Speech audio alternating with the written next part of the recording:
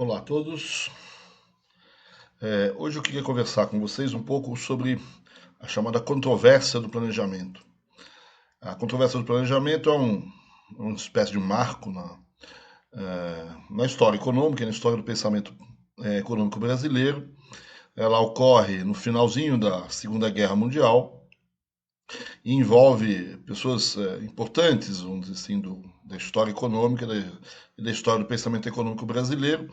E talvez um marco também no sentido de que talvez seja o primeiro grande momento onde existe uma contenda onde diretamente se envolve aquelas grupos de pessoas que, de um lado, defendem o planejamento econômico, a intervenção estatal e uma intervenção pró-industrialização, e, por outro lado, existe, vamos dizer assim, a reação, uma crítica a esse tipo de intervenção estatal, a esse tipo de política econômica ou esse tipo de modelo de desenvolvimento econômico que é preconizado, então, pelo primeiro grupo. Né? Para muita gente, essa contenda do planejamento, essa controvérsia do planejamento, é um marco um pouco também na história do desenvolvimentismo. Uma vez, o texto escrito por Roberto Simonsen, que é o texto que inaugura a controvérsia, para muita gente, o texto inaugural, vamos dizer assim, do chamado desenvolvimentismo brasileiro. Pelo menos o desenvolvimentismo desse período dos anos 40 aos anos 60, 70. E por outro lado também a crítica feita pelo Goudan é um marco nas críticas à ideia desenvolvimentista também ali estão alguns dos principais elementos críticos feitos pelo lado liberal às ideias desenvolvimentistas. Então é isso que eu queria conversar com vocês um pouco hoje, né? E nas próximas sessões vamos dizer assim, a gente segue um pouco com essas controvérsias em outros momentos. Né? Então eu queria pegar especificamente a controvérsia do planejamento nessa nossa sessão de hoje. Como eu disse, essa controvérsia ela ocorre no final da década, no final da guerra, no final da Segunda Guerra Mundial, né? E ela também ocorre, como a gente já tinha conversado nas aulas anteriores, dentro do próprio seio do Estado. Dentro do próprio governo. Né? São espécies de técnicos, talvez não seja a palavra melhor para definir os dois contendores, né? São ideólogos os dois, tanto Eugênio Goudan como Roberto Simonsen, né? Mas eles estão ali exercendo papéis técnicos, eles são representantes que estão em conselhos ligados à política econômica, e dentro desses conselhos, então, eles escrevem pareceres, relatórios, e uma boa parte dessas discussões no seio do desenvolvimentismo, eles vão ter um pouco esse perfil, né? Esses textos aparentemente técnicos são, na verdade, mais ensaios do que provavelmente textos técnicos, né? Mas escritos assim, então, dentro de aparelhos públicos ou de instituições, conselhos, organismos do setor público. Né?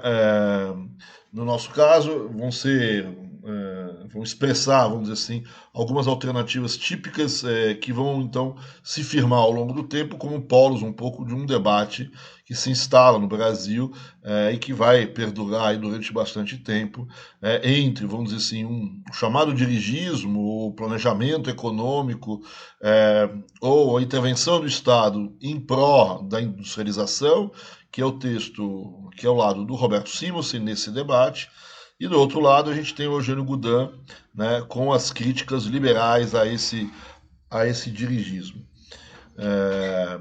Então, só para uma breve introdução em relação às pessoas que a gente está envolvendo, de um lado, a gente tem o Roberto Simonsen. O Roberto Simonsen é um empresário importante da área de construção no estado de São Paulo.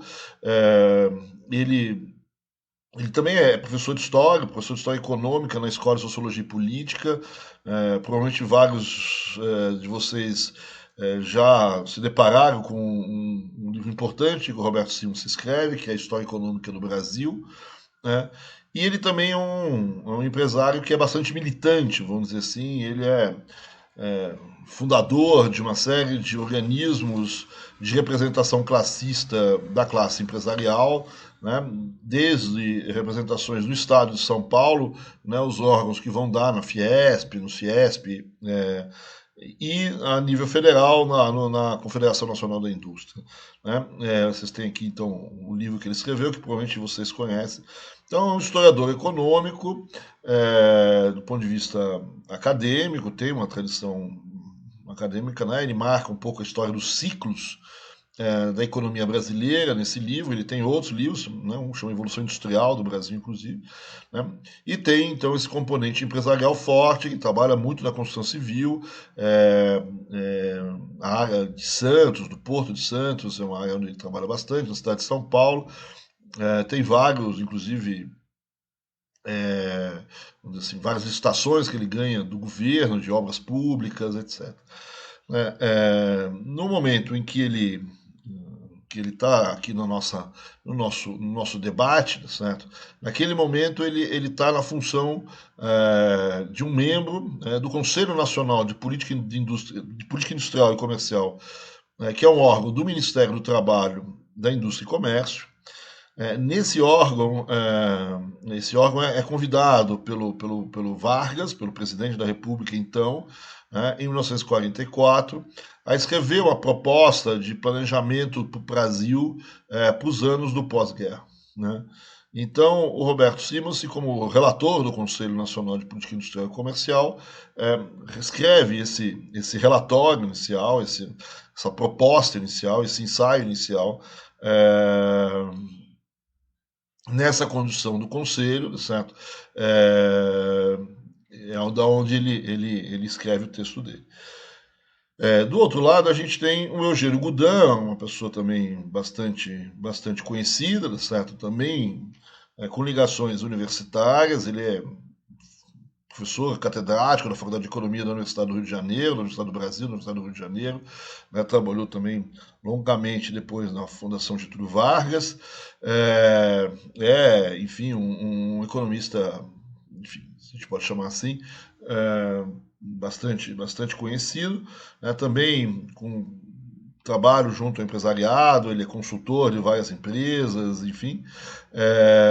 E no momento em que ele está escrevendo, na verdade, ele está numa outra comissão, num outro órgão, que é o Conselho de Planejamento Econômico, que é o órgão do Conselho de Segurança Nacional. Né? O Eugênio Goudin, nessa comissão de planejamento econômico, é chamado a opinar sobre o trabalho feito pelo Simonsen no Conselho Nacional de Política Industrial e Comercial. Né? Então ele vai reagir a esse texto, certo? Vai fazer uma espécie de um parecer sobre esse texto do Vargas, é um parecer bastante crítico que vai ter o nome de Os Rumos da Política Econômica, né? Depois publica em separata assim, Os Rumos da Política Econômica, esse parecer, né? Que vai então também se converter num texto bastante clássico. Esses dois textos iniciais, tanto o texto inicial do Simonsen, né, vai se tornar um texto clássico, como talvez os possíveis textos iniciais do desenvolvimentismo brasileiro, e Os Rumos da Política Econômica do Goudin, que é onde tem um parecer reagindo em contrário ao texto do Simonsen. Você tem, então, talvez também uma espécie de um grande manifesto de linha mais liberal, contrapondo então as ideias do manifesto desenvolvimentista do Simons. Né? Para a gente ser um pouco mais preciso, na verdade, são mais do que dois textos. Né? Então você tem o texto inicial, que é esse relatório apresentado ao Conselho Nacional de Política Industrial e Comercial pelo Simons, que é feito isso em agosto de 1944, né, sobre planejamento econômico brasileiro para os próximos 15 anos. Em alguns lugares vocês vão ler esse texto com um título que chama Planificação da Economia Brasileira, que vai ser publicado em separado em 45. Né? E a esse texto, então, o Goudin ele faz um parecer, né, sobre esse relatório, né, e também publica esse texto com o nome de Rumos de Política Econômica já em 45. Né? O próprio parecer já é de 45. Mas o debate não termina aí, certo? Quer dizer, o Simonsen ele faz uma réplica ao Goudin, certo? Ele escreve uma réplica bastante longa, inclusive, certo? Que também é publicado agora em junho de 45, né?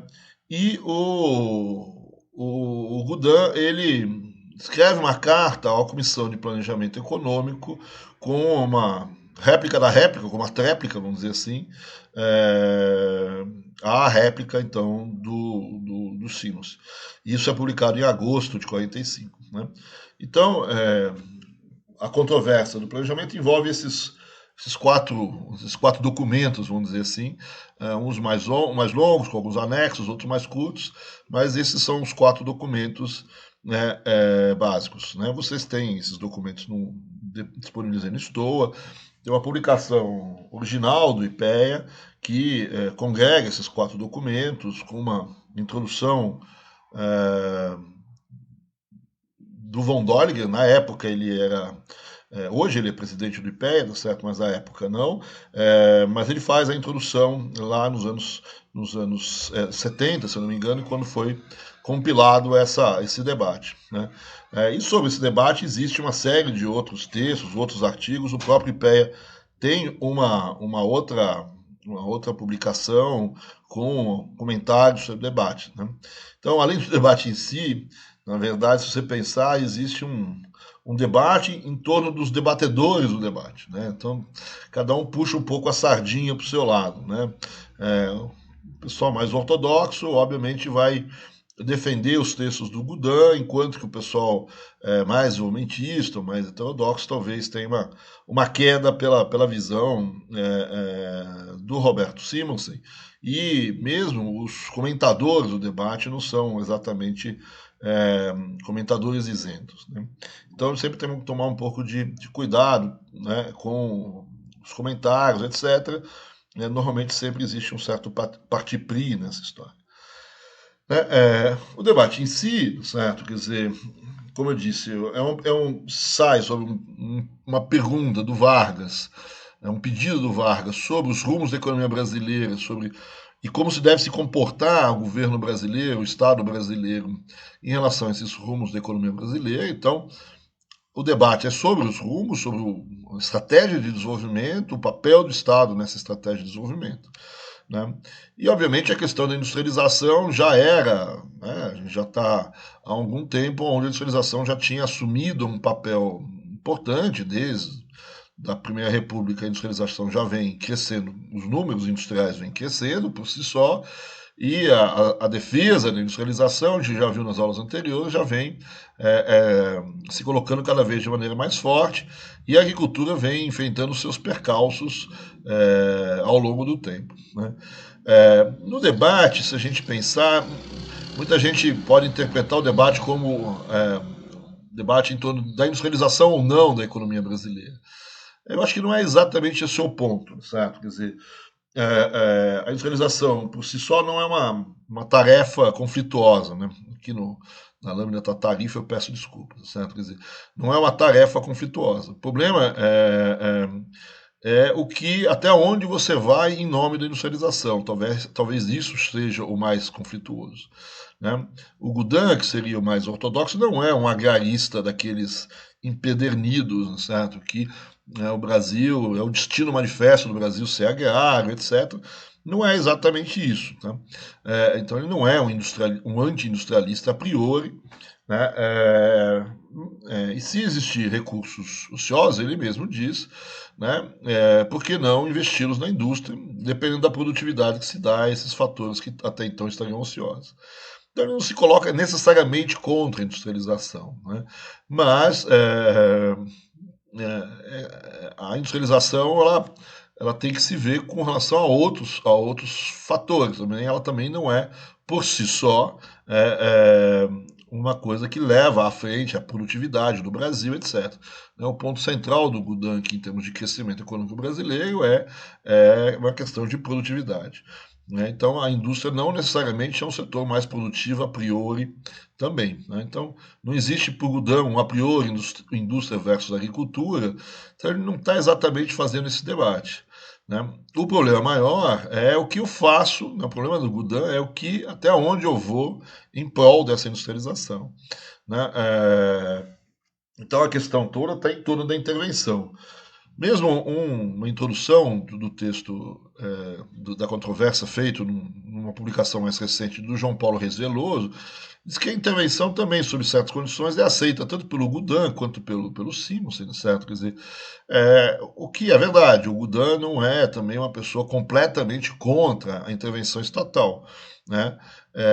O problema é até onde vai essa intervenção estatal, que eu coloco em xeque nessa intervenção estatal. Então, o problema é de direção a ser imprimida ao processo, de formas, de políticas, de tamanho, de ritmo do processo. Então, as questões que vão ser debatidas estão muito mais em torno do o grau de protecionismo versus o grau de laissez-faire, o grau de intervenção em termos de políticas fiscais, monetárias, etc., em prol da industrialização e o que isso coloca em xeque, em questões como orçamento, inflação, etc., quem se beneficia desses processos, e o ritmo do processo. Então, talvez aqui o debate indústria versus agrarismo, é óbvio que para o Goudan, de certa maneira, se eu não faço aquela política toda a favor da industrialização que o Roberto Simonsen pretende, então, de certa maneira, a agricultura sai, vamos dizer assim, por vantagens naturais, talvez, certo? Quer dizer, mas ele não coloca o debate nessas questões. E a intervenção do Estado, o Goudan reconhece a necessidade da intervenção do Estado em certos setores, mas talvez não até o ponto que o Roberto Simonsen quer. Então, começando pelo Roberto Simonsen, certo? Quer dizer, o Simonsen ele se coloca uma preocupação inicial, ele faz uma espécie de uma colocação onde o desenvolvimento econômico brasileiro, ele é uma coisa necessária, dada possíveis problemas sociais e possíveis instabilidades políticas. Então, ele coloca a questão da seguinte maneira, certo? É importante a economia brasileira crescer, o padrão de consumo dos brasileiros crescer, senão a gente teria um risco de uma inquietação social, de uma instabilidade política muito forte. Então, há uma necessidade muito grande de crescimento econômico e de aumento do consumo da população brasileira, de uma forma geral, a ponto, se isso não acontecer, a gente poder colocar em risco a democracia ou, pelo menos, a calmaria social e política do país. Então, eu preciso de um crescimento para ampliar esse consumo brasileiro, diminuir a pobreza e dar mais acesso aos brasileiros ao consumo, etc. Aqui tem já e ele vai fazer alguma previsão, certo? De que nos próximos 15 anos eu precisaria, talvez, multiplicar o PIB brasileiro por 4. Ele não usa a palavra PIB, até porque ela ainda não existe, certo? A gente está aqui em 44, mas essa vai ser uma das críticas, inclusive técnicas, do Goudan, onde há uma certa mistura de conceitos por parte do Simonsen entre renda, consumo, os elementos não estão claramente definidos. Então, a necessidade de multiplicar por 4 o tamanho da economia brasileira, essa ideia do Simonsen, mais precisamente, multiplicar por 4 a capacidade de consumo da população brasileira. E para isso, certo? Quer dizer, você precisa então de duas coisas. Isso não vai acontecer com a agricultura puxando, eu preciso diversificar produtivamente o país e eu preciso chamar a indústria para esse tipo de coisa. E para chamar a indústria nesse tipo de crescimento, o Estado precisa assumir uma certa função de liderança nessa industrialização, né? Então, aqui já as características desenvolvimentistas que a gente tinha visto nas aulas anteriores, né? Por que o Estado precisa assumir uma certa liderança? Então, de um lado, ele vai criticar os teóricos, tá certo? Dizer que os modelos, os clássicos que a gente tem que projetam desenvolvimentos mais acelerados como esses, né, esses modelos que até prevêem a possibilidade disso acontecer sem uma intervenção maior do Estado, são relativamente fúteis, são muito pouco aplicáveis, né, são muito pouco pragmáticos ou realistas. Isso de um lado. Então, os métodos clássicos, certo, para projeção de desenvolvimento acelerado sem o Estado, na verdade, são modelos econômicos que na prática nunca foram realizados. Vai ter uma discussão, inclusive, histórica sobre essa história. Do outro lado, certo, quer dizer, há uma certa crítica também ao empresariado nacional, né? Que os empresários no Brasil têm recursos escassos. Por recursos aqui entenda-se recursos mesmo, financeiros, capital, vamos dizer assim, mas isso vai além, né? Recursos técnicos, recursos de capital no sentido de capital humano, enfim, os recursos de uma forma geral são escassos na mão dos empresários brasileiros.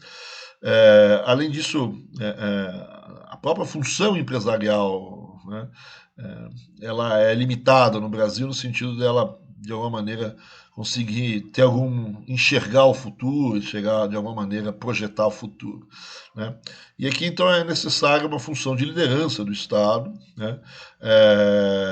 De modo a ampliar fazer esse planejamento do futuro, fazer essa intervenção, essa é a organização básica, né, do texto, né, montar um planejamento para isso acontecer, certo? Mas é mais do que isso, né? Por cima, sim, é aí que o papel do Estado vai além de uma simples função de planejamento, né? Em certos setores ele vai ter que exercer, vamos dizer assim, mais do que simplesmente planejar e tentar de alguma maneira, vamos dizer assim, induzir a economia para determinados contextos, determinados estrados ou determinados caminhos, né? Ele vai ter que assumir certos papéis importantes, né? Tanto de um lado, papéis, vamos dizer assim, propriamente de política econômica, certo? Ou seja, medidas de proteção à indústria nacional, incentivos fiscais, incentivos creditícios ao setor privado, né? Medidas, vamos dizer assim, mais afeitas à política monetária, política fiscal, política cambial, política tarifária, política comercial brasileira, né? Mas mais do que isso, certo? Talvez vai ter que ampliar sua função, de um lado, empresarial, né? Vamos notar aqui que a gente está aqui em 44, certo? Algumas empresas públicas estão começando a ser montadas, algumas das grandes empresas públicas brasileiras começam a ser criadas nesse exato momento, né? Estou me referindo aqui a CSN, a CNA, a Companhia Nacional de Álcalis, né? Então você tem aqui algumas empresas sendo criadas, públicas, né? E, além disso, também, né, um papel, vamos dizer assim, de intermediário financeiro que tem que ter o governo, né, de captador da poupança e de emprestador dessa poupança, né, fazer um pouco o papel de banco nessa história. Né. Se você tem uma ideia, inclusive, que vem de um relatório que daqui a pouco a gente conversa, da missão Cook, né, ele, por exemplo, não é contra o capital estrangeiro a participar, certo? Mas esse capital estrangeiro ele teria que vir ao Brasil, né? Esse capital estrangeiro ele entra na mão de algum organismo público, no fundo um banco público, né? Lá na frente isso vai dar origem talvez na ideia do BNDES. Então, esse banco ele captaria esses recursos externos que viriam de governos ou de empresas, ou enfim, de outros bancos privados, que viriam para o Brasil, né? E esse banco, essa organização, essas organizações que recebem esse recurso, né, estrangeiro, fariam empréstimos às empresas nacionais ou às próprias empresas estatais nacionais que estão sendo desenvolvidas. Então, aqui, duas coisas, certo? Quer dizer, a primeira coisa, em relação ao capital estrangeiro, não há necessariamente uma posição contrária ao capital estrangeiro, mas há uma posição de fortíssimo controle, né, do capital estrangeiro. O capital estrangeiro não entra aqui como uma empresa, como uma multinacional investindo em qualquer lugar. Né? A ideia aqui é que esse capital estrangeiro ele entre no Brasil, seja controlado por alguma instituição brasileira, estatal aqui, e essa instituição estatal então repassa esse recurso para para as outras empresas. Então é uma situação bastante diferente em relação àquilo que a gente chamava normalmente. Né?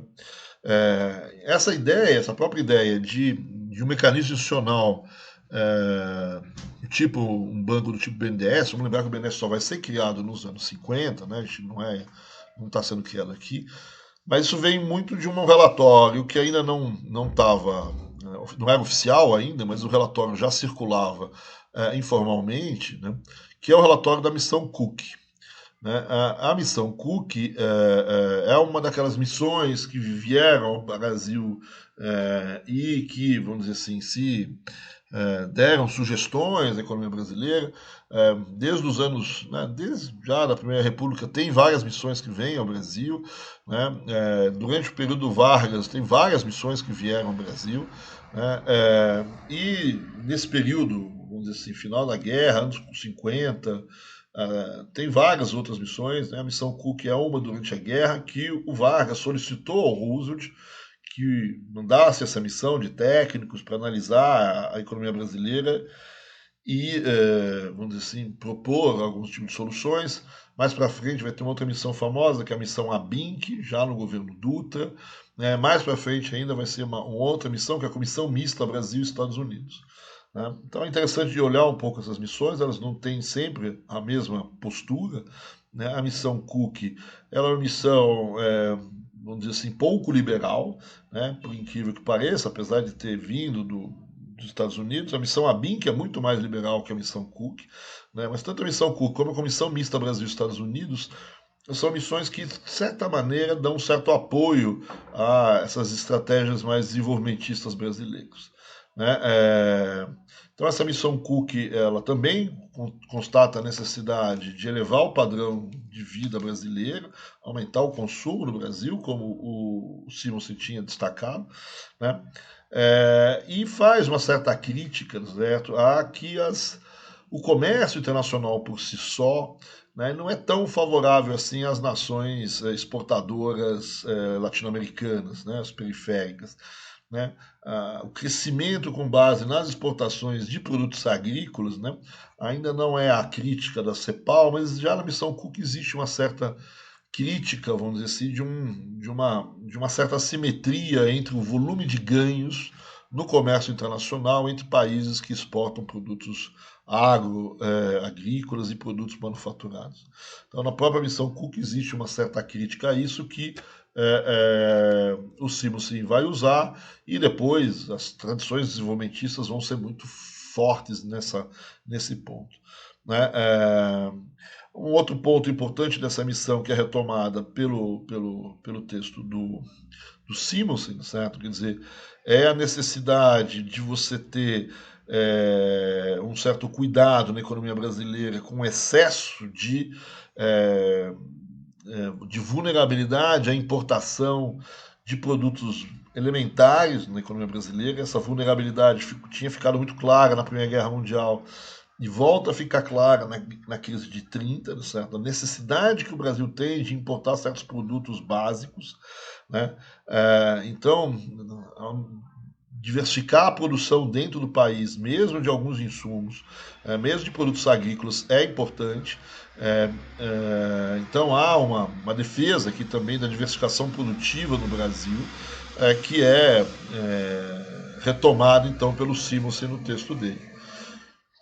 Um outro é uma crítica também à questão tecnológica da indústria brasileira, a necessidade de modernização dela, e por fim há essa interpretação também importante da necessidade de você ter mecanismos institucionais para captar a poupança interna e dirigi-la para o setor industrial. Né? Uma espécie de um órgão que Mas, né, na missão Cook é um órgão que regule um pouco esse mercado de capitais, né? E essa ideia que vai evoluir mais para frente, certo? Como eu disse no Simonsen, para um órgão que seja de alguma forma algum captador de poupança e direcionador de poupança para determinados setores, né? E captador de poupança também de poupança externa, né? Então, um pouco alguns elementos que estão no Simonsen e que vêm de uma missão Cook. Outras coisas que tem no Simonsen, para não dizer que ele é um inovador completo no Brasil, né?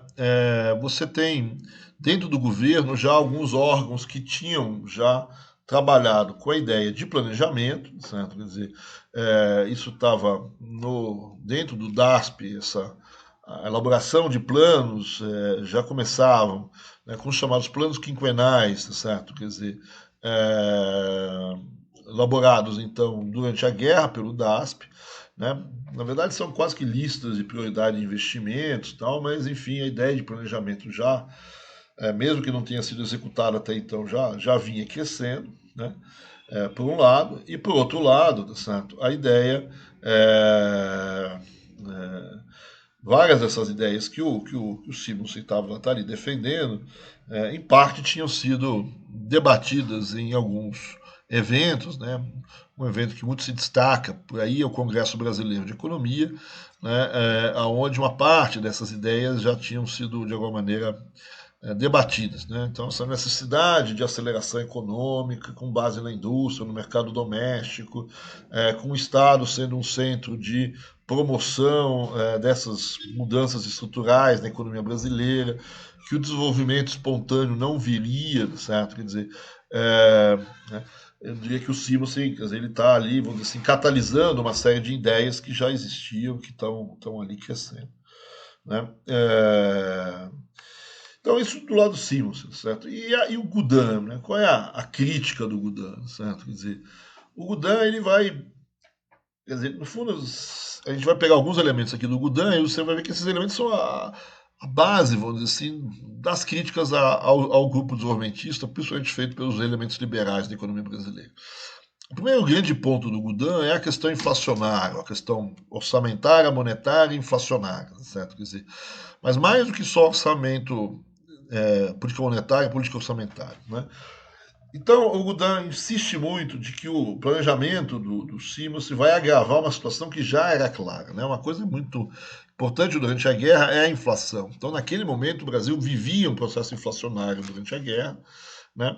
E o que o Simonsen, o que o Gudan, desculpa, coloca é que o efeito da política do Simonsen era simplesmente agravar a questão inflacionária, né? E a inflação, ela, no primeiro relatório, ela simplesmente não é tocada pelo Simonsen no texto. E no texto seguinte, né, também não há um diagnóstico muito, né, não se toca muito na questão inflacionária, né? Então, o Gudan vai chamar a questão da inflação, de um lado, obviamente, pelas políticas expansionistas, né, políticas de investimentos públicos, políticas de crédito, né, que vai fazer com que eu tenha processos inflacionários via déficit público, certo? Quer dizer, com financiamento expansionista, diz que o planejamento do Simonsen não é feito com uma ordenação monetária muito forte, a frase do Gudan é muito clara, né? Não existe um planejamento possível sem uma ordenação monetária bem feita, né? E ele acusa, então, dessa ordem monetária não está clara, né? Então, a própria política de crédito, certo? Quer dizer, deve provocar processos de especulação, inclusive especulação imobiliária, urbana, enfim.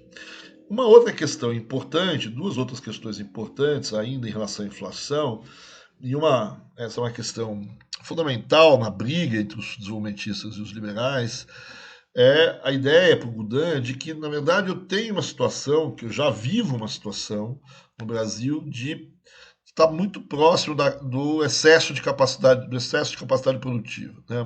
Ou seja, desculpa, está muito próximo do limite da capacidade produtiva, né? Eu tenho uma plena utilização da capacidade produtiva, eu não tenho folga na capacidade produtiva brasileira. Então qualquer choque nessa economia, certo? Quer dizer, ela tende a gerar, no lugar de gerar crescimento, gerar inflação, né? Então, eu estou muito próximo de uma situação de pleno emprego, né? E esse pleno emprego, se eu tenho um estímulo numa economia de pleno emprego, é muito mais provável que esse estímulo se reflita numa inflação do que numa ampliação da capacidade produtiva. Né? Então, esse o segundo lado, né, o lado do inflacionário, além do lado tradicional, meio monetário, é a questão de que a interpretação do Gudan é de que você vive, que a economia brasileira vive já numa situação de plena capacidade, ou de uso da capacidade produtiva no seu pleno, né? De não existência de desemprego e nem de margem em relação à oferta. Né? Isso é uma controvérsia grande, né? Até que ponto a gente está, né, vamos dizer assim, as pessoas que estão no subemprego, que estão em outras regiões do Brasil que vão migrar aqui, até que ponto eu posso dizer que eu tenho ou não essa capacidade produtiva, esse pleno emprego de fato. Né? Essa é uma briga que o Gudan vai ter com o Simonsen aqui, vai ter depois com o Furtado várias vezes, isso vai ser uma contenda muito grande. Como é que eu posso dizer que se a gente está ou não em pleno emprego, né, o que significa uma massa enorme de pessoas ou subempregadas ou vivendo, vamos dizer assim, numa situação de subsistência. Então tem aí uma enorme discussão até onde a gente está ou não próximo do limite produtivo. Né? Então, mas a hipótese aqui do Gudan é exatamente a de que a gente está próximo do pleno emprego, então políticas de estímulo de demanda só podem levar a situações inflacionárias.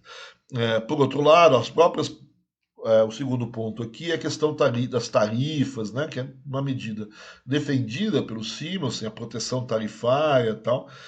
Então eles dizem, olha, justamente o contrário, nessa situação de plena utilização da capacidade produtiva, de pleno emprego, né, a gente tem que recorrer, no fundo, a produtos de fora, né, certo? Quer dizer, então a liberalização das importações, a eliminação das restrições tarifárias seria uma medida importante no sentido de derrubar a inflação, né? E inclusive talvez até de ampliar a capacidade produtiva com essas importações.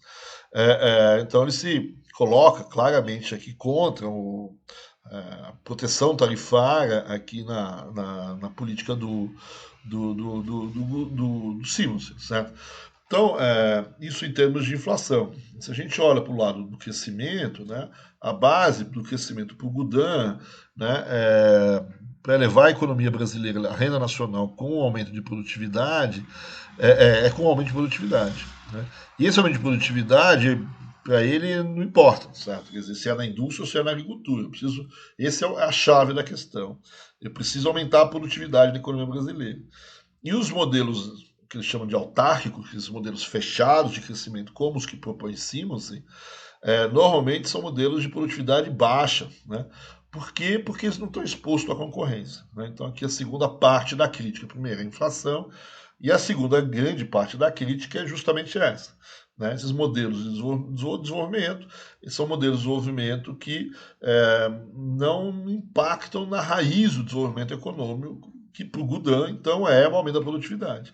E não impactam na raiz do modelo de desenvolvimento, da ideia de desenvolvimento, ou seja, na produtividade, porque a produtividade só vem para o Gudan, certo? Quer dizer, em situações de concorrência. Né?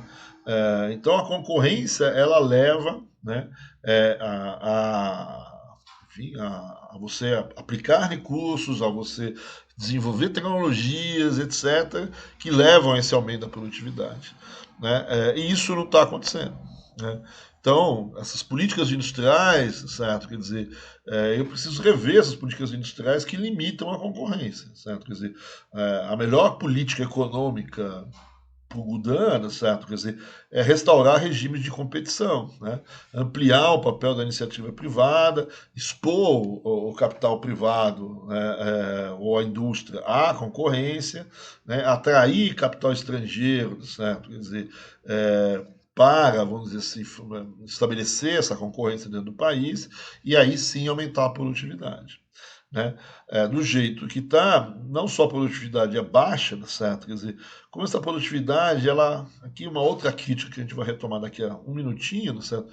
A ideia de que essa produtividade ela vai pode até existir, mas normalmente ela é baixa, como eu disse, e ela vai ser retida na mão de alguns poucos que se aproveitam, vamos dizer assim, dessas políticas de defesa que o Estado faz em relação aos setores, né? Então, esses setores protegidos, eles acabam talvez aumentando alguma produtividade, mas muito pouco, e essa produtividade principalmente é retida na forma de remuneração dessas próprias pessoas, ou seja, essa produtividade não se espalha pela economia brasileira. Né? Então, o que eu preciso é fazer o contrário, né? Expor a concorrência, abrir o balanço de pagamentos, né? Liberalizar as importações, estimular então as exportações e a modernização econômica por aí. Né? Então, aí voltando então à questão política que a gente estava dizendo, certo?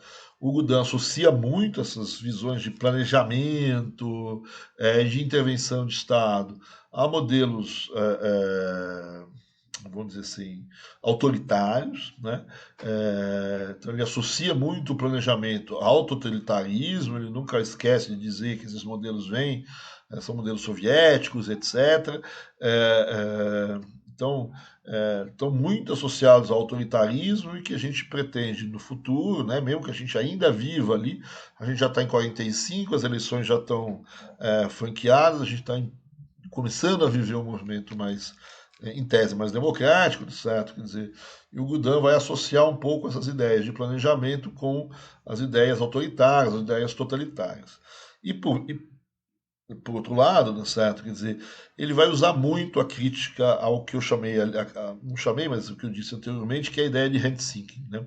Ou seja, a intervenção do Estado acaba protegendo determinados interesses que formam uma espécie de conluio entre esses empresários industriais e essa burocracia estatal que comanda essas políticas econômicas. Né? Então você tem desde uma visão de uma política de certo paternalismo a essas empresas só sobreviveriam sobre essas demandas, e os ganhos dessas empresas, né, acabam, vamos dizer assim, fazendo com que esses ganhos fiquem na mão de 3 ou 4 pessoas que são justamente protegidas. Então, existe esse conluio político, certo? Que ele critica, que ele denuncia, ele critica, né? Além de você então estar aplicando em setores que são relativamente ineficientes, né? Espalhando via inflação, via outras questões, prejuízos por toda a sociedade. Então, existe uma crítica a esse modelo autárquico, protecionista, né? Isso é um investimento ruim do governo, é um investimento que não gera produtividade, gera ineficiência econômica, gera ganhos, se é que gera ganhos, que são muito particulares e muito apropriados particularmente, enquanto que os problemas, vamos dizer assim, eles são espalhados socialmente, justamente por processos inflacionários, etc. Né? Obviamente que o Simonsen não concorda muito, principalmente nessa questão do planejamento associado ao autoritarismo, ele vai tentar rebater, né, dizendo que é uma técnica independente e tal, que é uma coisa que a ONU também está tentando desenvolver, que está sendo criada nesse momento também. Então tem aí algumas discussões aí em torno da ideia de planejamento, mas vamos lembrar que você tem todo um debate internacional em torno do planejamento, que não é só um debate nacional. Né? A questão do planejamento versus mercado, na saída da guerra, da Segunda Guerra Mundial, é um debate internacional, aonde aqui a gente só tem um filãozinho desse debate internacional. Né? Então, esses são um pouco os termos principais do debate. Né?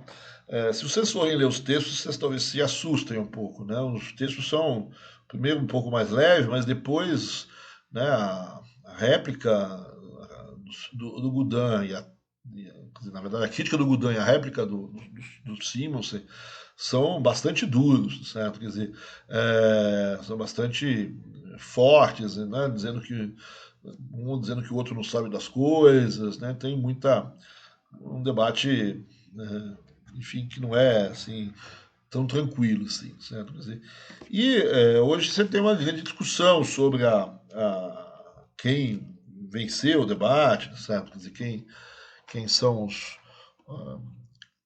ganhadores desse debate, etc. Né?